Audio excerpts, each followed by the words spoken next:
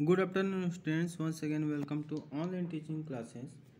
हमने रिसर्च में डिस्कस किए थे। यूनिट 2 ओवर हो गया था। आज हम यूनिट 3 स्टार्ट कर रहे हैं। तो यूनिट 3 पे हमारा इम्पोर्टेंट यही है कि लिटरेचर ऑफ रिव्यू होता क्या है और इसका सोर्सेस क्या है, इसका पर्पस क्या होता है, इस टॉपिक पे हम डिस्कस करेंगे ताकि रिव्यू ऑफ लिटरेचर बहुत ज़्यादा इम्पॉर्टेंट है हमारे रिसर्च पे। तो इसी के बेस पे बहुत सारे हमको इंफॉर्मेशन और डाटा कलेक्ट कर सकते हैं। हम पुराने जो थीसिस जो हुआ रहता है उसके अकॉर्डिंग हम देख सकते हैं और प्रॉब्लम्स को सॉल्यूशन कर सकते हैं। तो आइए देखते हैं introduction. A review of literature is conducted to generate a picture of what is known and not known about a particular situation. Relevant literature refers to those sources that are important in providing in-depth knowledge needed to make changes in practice or to study a selected problem. Okay तो ये क्या है? Review of literature क्या है? एक conduct generate करता है क्या चीज़ को, जिस चीज़ को हम जानते नहीं हैं या जानते हैं, है ना। पर्टिकुलर एक सिचुएशंस भी हो सकता है।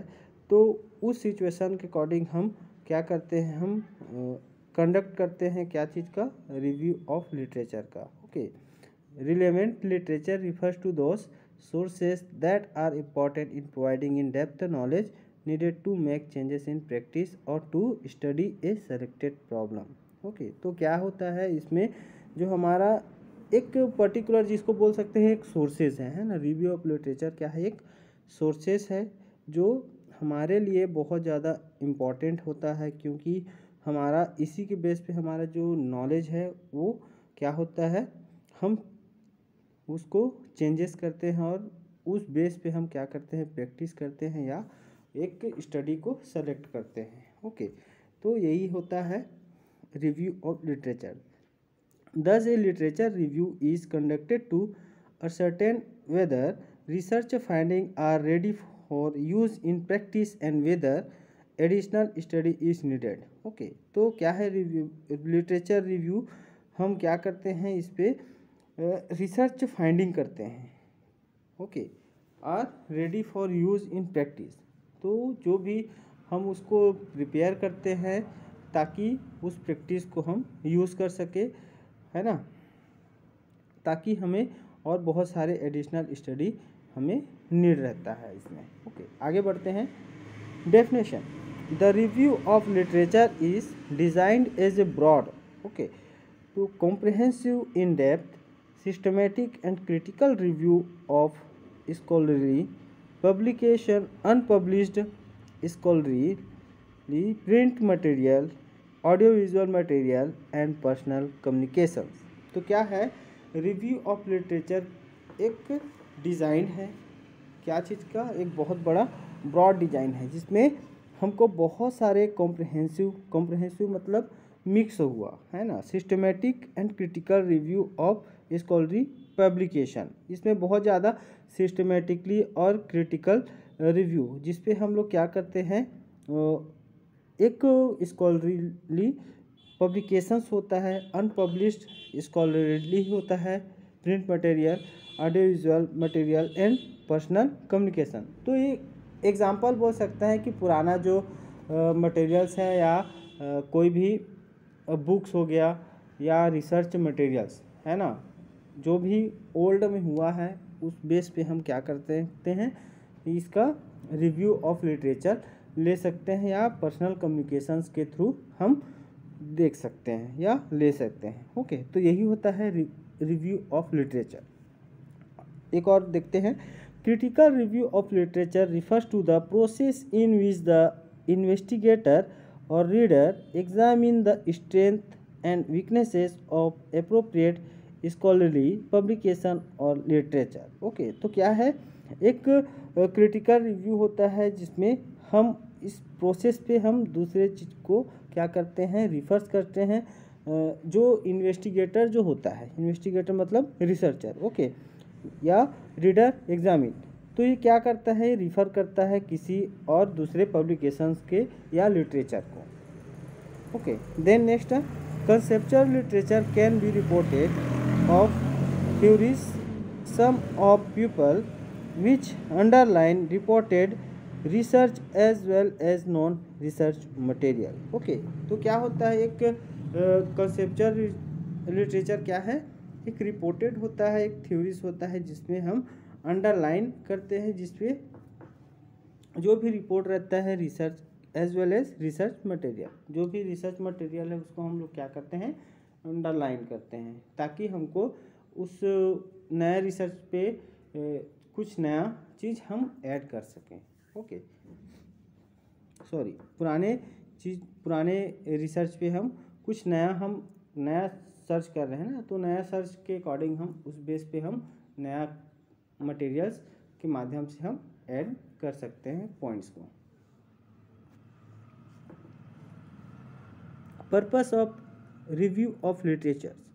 Okay, literature of review can serve a number of important functions for nurses seeking develop an evidence-based practice. Okay, तो first point, identification of research problem and development of refinement of research questions और hypothesis.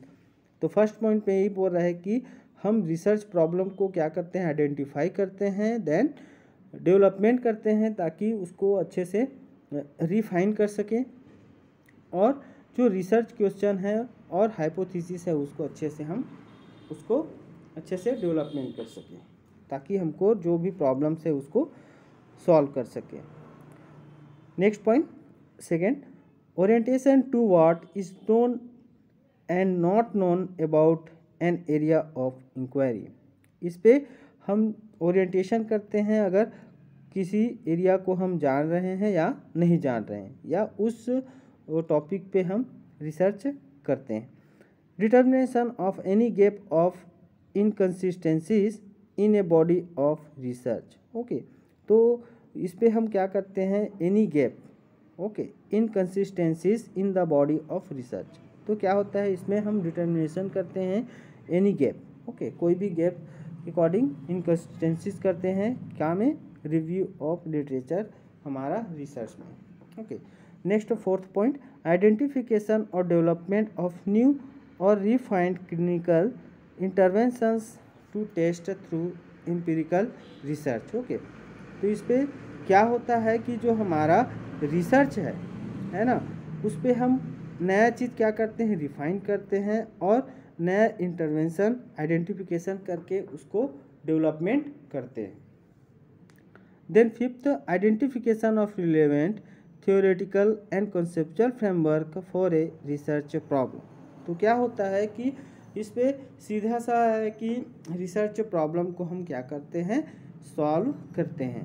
Okay, then six point, identification of suitable design and data collection method for a study. Okay, तो हम क्या करते हैं, एक suitable design तैयार करते हैं, देन डाटा कलेक्शन मेथड का भी हम क्या करते हैं, स्टडी के लिए यूज़ करते हैं, और आइडेंटिफिकेशन को हम आइडेंटिफाई करते हैं, प्रॉब्लम्स को आइडेंटिफाई करते हैं। Okay, then next, for those developing research proposal for finding identification of experts in the field who could be used as. Okay, तो क्या होता है, इसमें हम बहुत सारे डेवलपिंग कर सकते हैं हमारे प्रपोजल पे। ओके, तो नया चीज़ हम क्या चीज़ कर रहे हैं, आइडेंटिफाई कर रहे हैं, यानी कोई भी एक्सपर्ट जो रहता है वो क्या करता है, आइडेंटिफाई करता है किसी प्रपोजल का फाइंडिंग करने के लिए। आगे बढ़ते हैं, objective of review of literature, determine the main objective,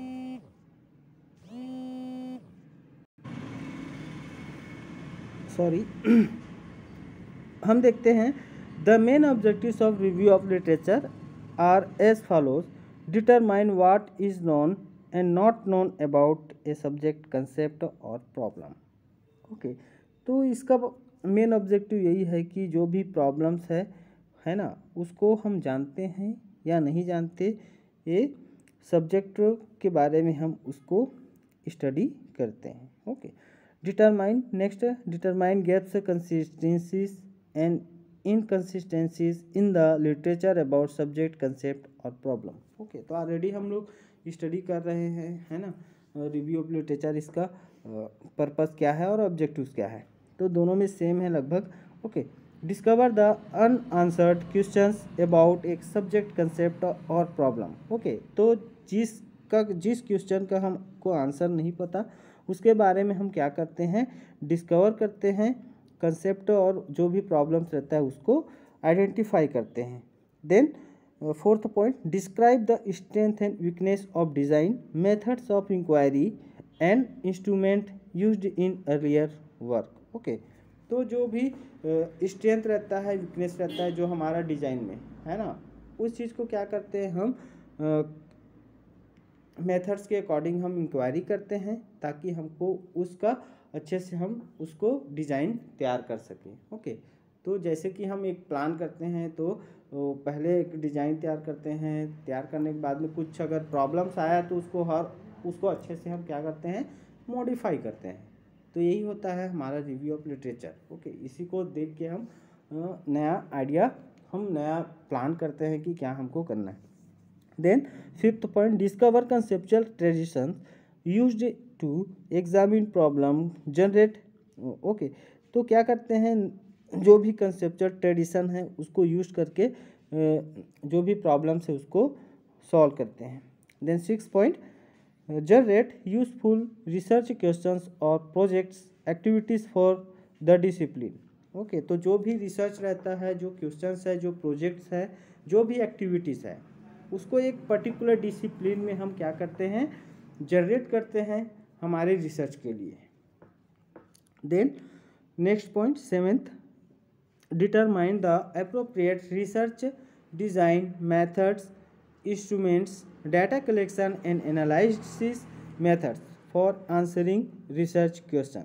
तो जो भी डाटा रहता है, जो भी रिसर्च प्रोजेक्ट है, उस पर हम एक अप्रोप्रिएट डिज़ाइन और मेथड्स बहुत सारे, हम उसका इंस्ट्रूमेंट कैसे यूज़ करना है, डाटा कलेक्शन कैसे करना है एंड एनालिसिस कैसे करना है, ये सब सारा चीज़ हम रिव्यू ऑफ लिटरेचर के अकॉर्डिंग हम उस रिसर्च को हम कंप्लीट करते हैं। Then eight point, determine the need for replications of well design study और refinements of a study. Okay, तो रिफाइन मतलब फिर से उसको रिफाइन करना। Okay, refined. ओके, तो यहाँ पे यही है कि वेल डिज़ाइन हम क्या करते हैं, उस बेस पे हम डेवलप करते हैं। ओके, ताकि हमारा जो रिसर्च है अच्छे से हो सके। Then next point, promotes development of protocol and policies related to. Okay, तो जो भी हमारा रिसर्च में जो प्रोटोकॉल्स रहता है उसको हम, जो भी पॉलिसीज है उसको हम क्या करते हैं, डेवलपमेंट करते हैं अच्छे से, ताकि हमारा जो रिसर्च है अच्छे से बन सके। Okay, understood. ओके, आगे बढ़ते हैं। अगर कुछ भी डाउट्स होता है तो मुझे पूछ सकते हैं। Okay, use of literature of review, तो वेरी इंपॉर्टेंट है कि जो रिव्यू ऑफ लिटरेचर है ना, लिटरेचर ऑफ रिव्यू, उसको हम कैसे यूज़ करते हैं। ओके, तो यहाँ पे देखते हैं, the literature review can be the literature review can be utilized for both research and non research activities. तो रिव्यू, लिटरेचर ऑफ रिव्यू को हम या तो रिसर्च पे कर सकते हैं या नॉन रिसर्च एक्टिविटीज़ पे भी करते हैं। Okay, research, the major research focus of the literature review for qualitative approaches and it's used in the steps of research process for quantitative design are as follows. Okay, तो क्या होता है कि research qualitative और quantitative दोनों पे हम क्या कर सकते हैं, लिटरेचर ऑफ रिव्यू का हम यूज़ कर सकते हैं। तो क्वालिटेटिव प्रोसेस में the use of the literature review, qualitative मतलब किसी चीज़ का, किसी भी रिसर्च का एक क्वालिटेटिव होता है, क्वालिटी के अकॉर्डिंग हम रिसर्च करते हैं, तो उस पर भी हम क्या करते हैं, लिटरेचर ऑफ रिव्यू का यूज़ करते हैं। ओके, तो the use of literature review depends on the selected design type and phases, usually an extensive database is not available. Okay, अगर किसी चीज़ का यूजुअली हम एक्सटेंसिव डाटा अवेलेबल नहीं है तो हम क्या करते हैं, उसका लिटरेचर ऑफ रिव्यू का हम यूज़ करते हैं। Then phenomenological, compare finding with information for the review of literature. Okay, तो हम जो भी फाइंड किए हैं उसका जो पुराना जो थीसिस पे क्या फाइंड आया है, दोनों में हम क्या करते हैं, कंपेयर करके देखते हैं। इसीलिए उसको फिनोमिनोलॉजिकल हम लिटरेचर ऑफ रिव्यू में हम यूज़ करते हैं। Then grounded theory, consistently compare literature with data being generated. Okay, तो जो भी ग्राउंडेड थ्योरी है उसको कंस्टेंटली कंपेयर करते हैं लिटरेचर और डाटा बीइंग जनरेट करने के लिए। The next, ethnography, more conceptual than data based provided framework for study. तो जो भी कंसेप्चुअल, हम एक कंसेप्चुअल मतलब एक फ्लो डायग्राम बनाते हैं ना, तो उसी को बोला जाता है। ओके, तो उस फ्रेमवर्क को हम अच्छे से एक स्टडी के रूप में हम रेडी करते हैं और उस पर यूज़ करते हैं लिटरेचर ऑफ रिव्यू का। क्वांटिटेटिव मतलब नंबर्स। ओके, याद रखिएगा, the review of literature is used for all design levels. It is usually a step of the research process and used in developing all the steps of the research process: problem, need, significance, questions, hypothesis, theoretical, conceptual framework, design, methodology, specific instrument, data collection method, types of analysis, findings, simplifications of findings, recommendation based on finding। तो क्या होता है कि जितना भी ये points read किए हैं अभी, उतने में हम क्या करते हैं, क्वांटिटेटिव में हम यूज़ करते हैं लिटरेचर ऑफ रिव्यू का। तो ये सब आपको क्वालिटेटिव में भी यूज़ करते हैं और क्वांटिटेटिव में भी यूज़ करते हैं, बोथ स्टडीज़ में। Okay, non research, the major non research focus of the literature review in on uncovering knowledge for use in educational and clinical practice settings। Okay, तो नॉन रिसर्च में भी हम क्या करते हैं, जो रिसर्च है लिटरेचर रिव्यू क्यों लेते हैं, क्योंकि हमको आइडिया मिलेगा ना, उसी से हमको आइडिया मिलता है। जैसे कुछ नोट्स बनाना रहता है तो हम क्या करते हैं, किसी दूसरे बुक से या किसी नोट से या नेट से हम सर्च करते हैं, ताकि हमको पता चलता है कि हमारा जो प्रॉब्लम्स है वो कैसे सॉल्व कर सके, है ना, आंसर ढूंढना। Then educational setting, in educational setting the literature review is used by student to develop academic scholarly paper and prepare oral presentation और database of a topic, problem और इश्यूज। ओके, तो educational settings में भी हम क्या करते हैं, review of literature का यूज़ करते हैं। Implement research based implementation. Okay, तो क्लिनिकल में भी हम क्या करते हैं, उसका यूज़ करते हैं। जो भी नर्सेज रहता है, नया चीज़ सीखने के लिए कुछ आइडिया लेती है कहाँ से, लिटरेचर ऑफ रिव्यू का। Okay, develop hospital specific nursing protocols or policies related to patient care, develop and sustainable hospital specific quality assurance, continuous quality improvement or protocols, and the literature review is used by professional nursing organizations to develop major documents and standard for clinical practice and also to develop practice guideline। तो क्या है कि जो भी हम clinical settings में यही है कि जितने भी हॉस्पिटल्स हो गया या पेशेंट केयर हो गया या कोई भी वर्क है, तो वहाँ पे एक प्रोटोकॉल्स के अकॉर्डिंग वहाँ पे नया चीज़ क्या करते हैं, पेशेंट के ऊपर अप्लाई करते हैं या नया चीज़ सीखते हैं। क्यों? क्योंकि लिटरेचर ऑफ रिव्यू इम्पॉर्टेंट है कि उस बेस पे हम किसी के आइडिया के थ्रू या कम्युनिकेशन के थ्रू हम उसको यूज़ कर रहे हैं। आगे बढ़ते हैं, sources of the literature of review. यहाँ पे सोर्सेस बहुत सारे हैं, आपको बस पॉइंट्स याद रखना है क्योंकि बहुत इम्पॉर्टेंट है, ये आपके एग्ज़ाम में हमेशा आता ही है ना। इसको हम एक अच्छे से स्टडी करेंगे। ओके, तो आगे बढ़ते हैं। Predominantly 2 types of sources are cites in the preview literature for research, both theoretical and empirical. तो थ्योरेटिकल क्या होता है? Theoretical literature includes concept, analyze, model, theories and conceptual framework that support a selected research problem or purpose. Theoretical sources can be found a periodical and monograph. तो क्या होता है कि theoretical मतलब कुछ भी थ्योरी रहता है, कंसेप्चुअल फ्रेमवर्क हो गया, तो उस बेस पे हम उसको एक सोर्स बना के हम यूज़ करते हैं। ओके, देन पीरियोडिकल क्या होता है? Are published over time such as journals and are numbered sequentially for the year published. तो पीरियोडिकल मतलब एक पीरियड के बाद एक के बाद जो जैसे कि एग्जांपल कोई भी पब्लिश होता है तो उसका एक एडिशन आता है, first edition, second edition, third edition.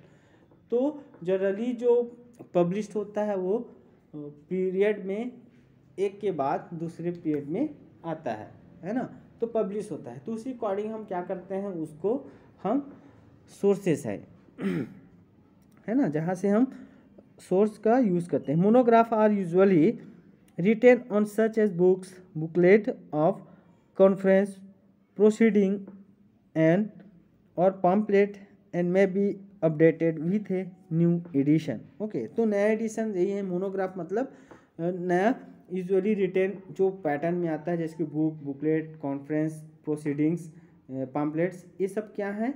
Monographs हैं, क्योंकि इस पे हमको ये सोर्स है, हमें मोनोग्राफ के थ्रू हमको मिलता है। Then empirical literature includes relevant studies that are published studies such as master's thesis and doctoral dissertation. तो ये क्या होता है? एक रिलेवेंट रहता है इंक्लूड, जो कोई भी नया चीज़ स्टडी करता है, जैसे कि कोई मास्टर्स थीसिस हो गया या डॉक्टर डिसर्टेशन हो गया, तो ये क्या है? एम्पिरिकल लिटरेचर है, जो हम किसी के थीसिस को और कोई डॉक्टरल डिसर्टेशन करता है, उसको हम क्या करते हैं? रिव्यू लिटरेचर के रूप में हम उसका सोर्स के रूप में यूज़ करते हैं। Then thesis is a research project completed by a masters students as a part of requirement for a master degree. Okay, जैसे कि हम कोई भी रिसर्च कर रहे हैं, जैसे कि आप लोग पुराना जो थीसिस देखेंगे, आप एक बार पुराना कहीं भी आपके लाइब्रेरी में होगा, तो पुराना थीसिस को जाके आप लोग एक बार देखिएगा कि कैसे रिसर्च किया हुआ है, उसका पैटर्न क्या होता है। ओके, तो बहुत अच्छा चीज़ आपको सीखने को मिलेगा कि वो सीक्वेंस वाइज एक सिस्टमेटिकली कैसे बना हुआ है, तो आपको आइडिया मिलेगा कि कितना कैसे रिसर्च को किया गया है। तो आपको पुराना थीसिस देखने में बहुत हेल्प मिलेगा।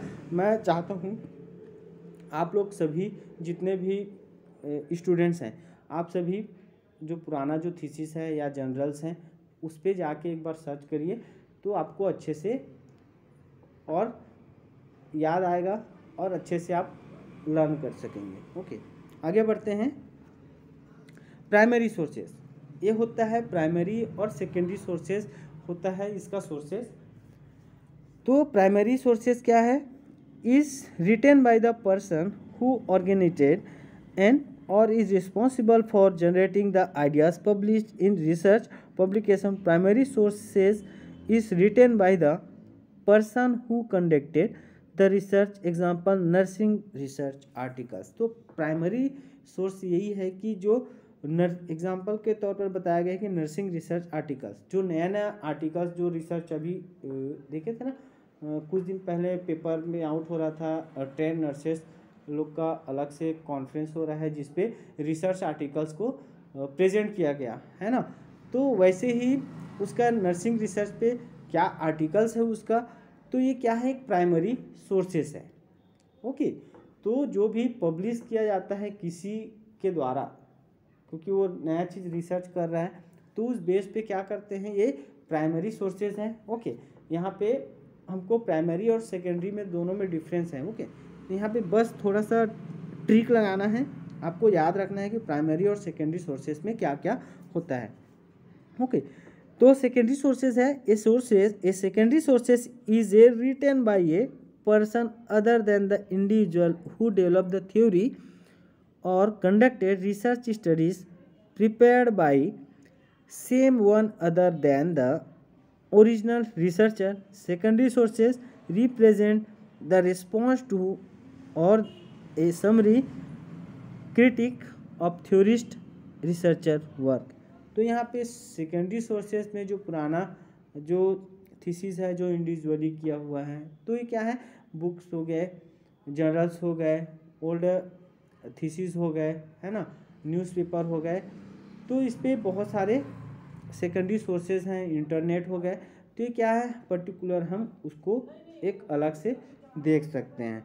तो आपको अच्छे से और एक्सप्लेन कर दिया जाएगा, क्योंकि आपको जानना है प्राइमरी सोर्सेज क्या होता है और सेकेंडरी सोर्सेज क्या है ना, क्योंकि बहुत इम्पॉर्टेंट है आपके रिव्यू ऑफ लिटरेचर का सोर्सेज क्या क्या है। तो प्राइमरी सोर्सेज हैं और सेकेंडरी सोर्सेज, और प्राइमरी सोर्सेज कहाँ है, जो किसी आर्टिकल्स, कोई भी नर्सिंग रिसर्च का आर्टिकल्स हो गया या okay, primary sources. Secondary sources में बहुत सारे बुक्स भी हो सकते हैं, इंटरनेट्स है, जर्नल्स है, तो ये क्या है, सेकेंडरी सोर्सेज में आता है। आपको बस यही याद रखना है कि कौन कौन सा है, आप बुक्स में और अच्छे से देख लीजिएगा। कल नेक्स्ट क्लास में आपको जैसे ही अच्छे से जो सेकेंडरी सोर्सेज हैं वो क्या क्या होते हैं उसके बारे में हम नेक्स्ट क्लास में देखेंगे। Okay, thank you so much.